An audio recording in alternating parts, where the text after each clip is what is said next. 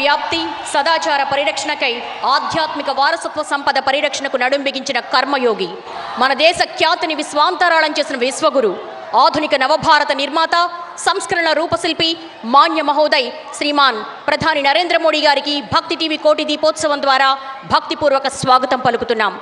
వారు కోటి దీపోత్సవ పరిసమాప్తి ఉత్సవానికి విచ్చేయడం ఆనందదాయకం. Honorable Prime Minister of India, Shri Narendra Modi Garu, to address the devotees. గట్టిగా మీ కరతాళ ధ్వనులతో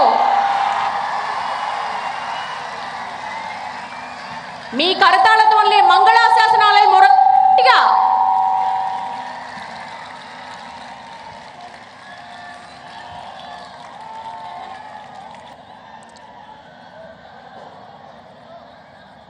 श्री नरेंद्र चौधरी जी, श्रीमती रमा देवी जी, बहन रचना, श्रीमान के लक्ष्मणन जी, उपस्थित सभी भक्तगण, अपार संख्या में आए हुए सभी महानुभाव, देवी और सज्जनों, आज कार्तिका पूर्णिमा और कार्तिका सोमवार भी इस पावन अवसर पर आपके बीच आना और यहाँ कोटि दीपोत्सव का हिस्सा बनना, ये बहुत ही सौभाग्य की घड़ी है. शायद ईश्वर के आशीर्वाद है. और आप सब तो जानते हैं कि मैं तो महादेव शिव की नगरी काशी का सांसद हूं. आज बाबा की काशी में देव दीपावली मनाई जा रही है. मैं इस बार काशी नहीं जा पाया हूं, लेकिन जो कमी मैं महसूस करता था वो आज यहां पूरी हो रही है.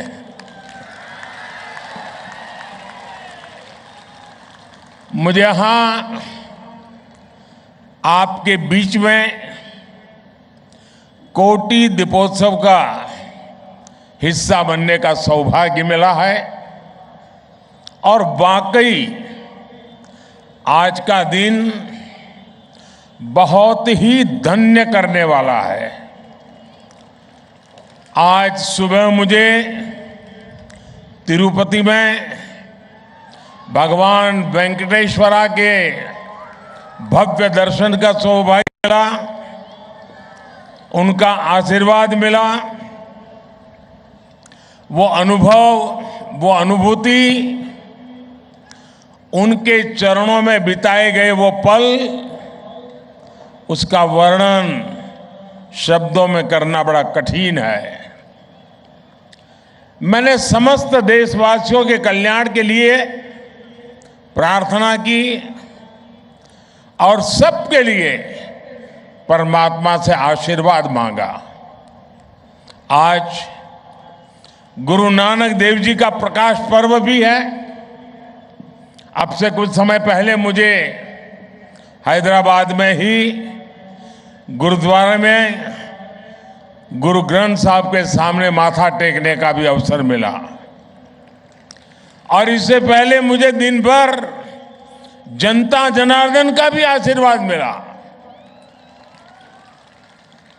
मेरे परिवारजनों, मुझे अक्सर मीडिया समूहों के अलग अलग कार्यक्रमों में हिस्सा लेने का अवसर मिलता रहता है, लेकिन ये कार्यक्रम सबसे अलग है.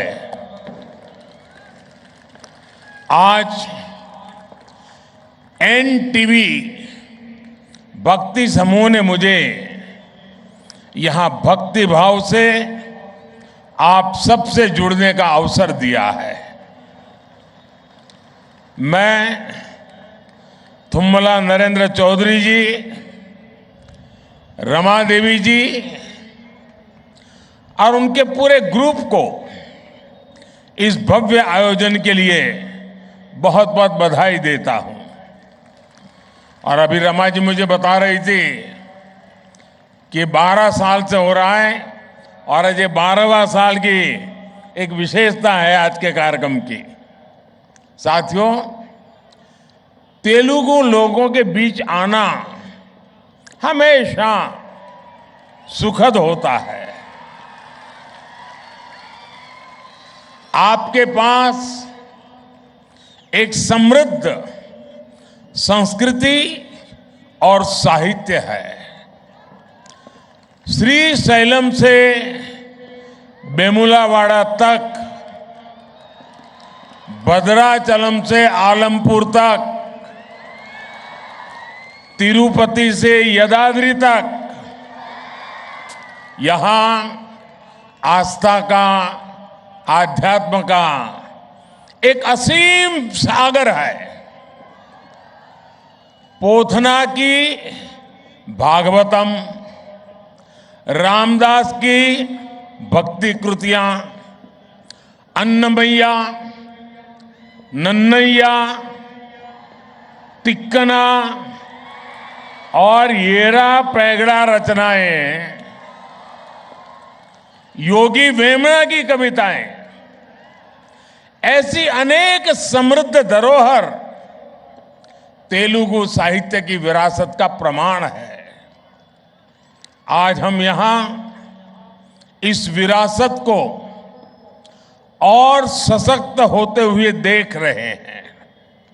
साथियों, हमारे यहां कहा जाता है, दीप ज्योति परब्रह्म, दीप ज्योति परब्रह्म, यानी एक ज्योति भी परम ब्रह्म का स्वरूप होती है। इसका कारण यह है कि दीपक अंधकार का अंत करता है और प्रकाश का संचार करता है। जब हम दीपक की बात करते हैं तो इसका मतलब सिर्फ प्रकाश देने वाला एक माध्यम ही नहीं होता, बल्कि हमें अज्ञान और अभिमान से मुक्ति का भी रास्ता दिखाता है। और हम भारतीयों के लिए तो ऐसे दिए एक दूसरे को जोड़ने और जुड़ने का माध्यम भी है। कार्तिक मास की अमावस्या को हम प्रभु राम की अयोध्या वापसी पर दिया जलाते हैं और आज भगवान शिव के धरती पर उतरने की खुशी में दिया जलाते हैं। दिया सबको जोड़ता है, सबको रास्ता दिखाता है। इसलिए जब 100 वर्ष का सबसे बड़ा संकट आया तो हम भारतीयों ने मिलकर दीपक जलाया। हमने वो दीप जलाया और आज भारत विजयी होकर विकास की नई गाथा लिख रहा है। मेरे परिवारजनों, आज यहां जलाए गए दियों का एक और संदेश है। इनमें से हर दिया आस्था का भी प्रतीक है और समृद्धि का भी प्रतीक है। ये दीप हमें विकसित भारत, आत्मनिर्भर भारत की राह दिखाते हैं। किसी पर्व पर जब हम कुछ भी स्वदेशी खरीदते हैं तो हम न जाने कितने परिवारों के घर में समृद्धि का दीप जलाने का काम करते हैं।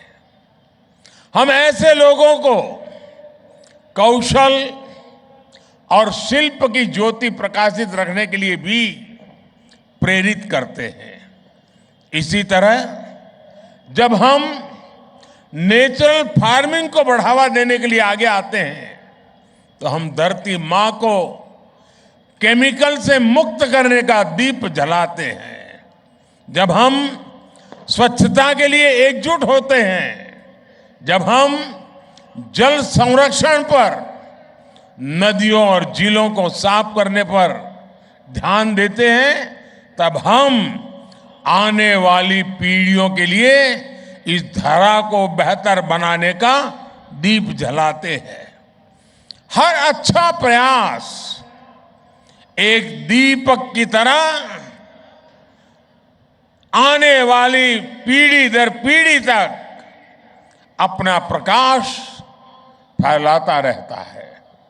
आज हम कोटि दीपोत्सव कर रहे हैं, लेकिन जब हम अपने बच्चों के लिए एक बेहतर भविष्य का संकल्प लेते हैं तो हमारा सामर्थ्य 140 कोटि दीपोत्सवों का हो जाता है। साथियों, आज जब हम देवी देवताओं से प्रार्थना कर रहे हैं, मानवता के कल्याण की बात करते हैं, तो हमें अपनी प्रार्थना में उन श्रमिक भाइयों को भी स्थान देना है जो बीते करीब 2 सप्ताह से उत्तराखंड की एक टनल में फंसे हुए हैं। सरकार और तमाम एजेंसियां मिलकर उन्हें संकट से बाहर निकालने में कोई कोर कसर बाकी नहीं छोड़ रही है, लेकिन इस राहत और बचाव अभियान को हमें बहुत सतर्कता से ही पूरा करना है। इस अभियान में प्रकृति हमें लगातार चुनौतियां दे रही है, लेकिन हम डटे हुए हैं, 24 घंटे प्रयास कर रहे हैं। हमें प्रार्थना करनी है उन श्रमिकों के सकुशल निकलने के लिए और जल्द से जल्द निकलने के लिए। हमें हिम्मत देनी है, हौसला देना है उन श्रमिकों के परिवार को कि पूरा देश आपके साथ है। देव दीपावली का हर दीप, कोटि दीपोत्सव का हर दीप उस टनल में फंसे श्रमिकों के जीवन में जल्द से जल्द प्रकाश लाए। हम सभी की यही प्रार्थना है। मेरे परिवारजनों, विकसित भारत का संकल्प तेज विकास और विरासत दोनों से ही सशक्त होगा। भारत सिर्फ एक राष्ट्र नहीं, उसका संकल्प तेज विकास और विरासत दोनों से ही सशक्त होगा। भारत सिर्फ एक राष्ट्र नहीं है का संकल्प तेज विकास और विरासत दोनों से ही सशक्त होने वाला है। और इसलिए हमें इन साधना के कामों को पूरी तरह बड़ी लगन से और बड़ी श्रद्धापूर्वक हमें करते रहना होगा। मैं इस भव्य समारोह, ये ठीक है कि मैं एक दूसरे वातावरण में इन दिनों व्यस्त हूं, लेकिन ये पवित्रता का माहौल, ये पवित्रता की कुछ पल हमारे लिए बहुत बड़ा सुकून लेकर के आती है। और आज जब हम आने वाली सदियों का भविष्य लिखने जा रहे हैं, तब हमें भारत के आत्मविश्वास को फिर नई बुलंदी लेनी है। इसलिए हमारी सरकार विकास भी और विरासत भी इस प्रेरणा के साथ काम कर रही है। आज देश अपने पावन धामों, अपने संतों, ऋषियों, तपस्वियों को सम्मान दे रहा है। केदार धाम हो, काशी विश्वनाथ हो, उज्जैन महाकाल हो, हर धाम के विकास पर बल दिया जा रहा है। और अब तो बस कुछ ही दिनों का इंतजार बाकी है। अयोध्या नगरी में भगवान राम का भव्य मंदिर बस पूरा ही होने वाला है। मेरे परिवारजनों, तेलंगाना तो सांस्कृतिक और आध्यात्मिक वैभव से बहुत समृद्ध है। यहां मुलुगु में काकतीय रामप्पा मंदिर का विश्व धरोहर शिलालेख है। हजारों खंभों वाले मंदिर का कायाकल्प कई दशकों के बाद हो रहा है। भद्राचलम में श्री सीता रामचंद्र स्वामी मंदिर में नई सुविधाओं का निर्माण किया जा रहा है। जोगुलंबा अम्मवारू को अब भविष्य की पीढ़ियों के लिए संरक्षित किया जा रहा है। बोनालू और बथुकम्मा जैसे त्योहारों को राष्ट्रीय स्तर पर मनाने के प्रयास चल रहे हैं। सम्मक्का सरक्का मेदाराम जथारा, जिसे आदिवासी समुदाय का कुंभ भी माना जाता है, उसका महत्व भी पूरे देश तक पहुंचने के लिए काम शुरू हो रहा है। साथियों, मैं संस्कृति और आस्था की सेवा करने के लिए भक्ति टीवी ग्रुप की भूरी भूरी प्रशंसा करूंगा।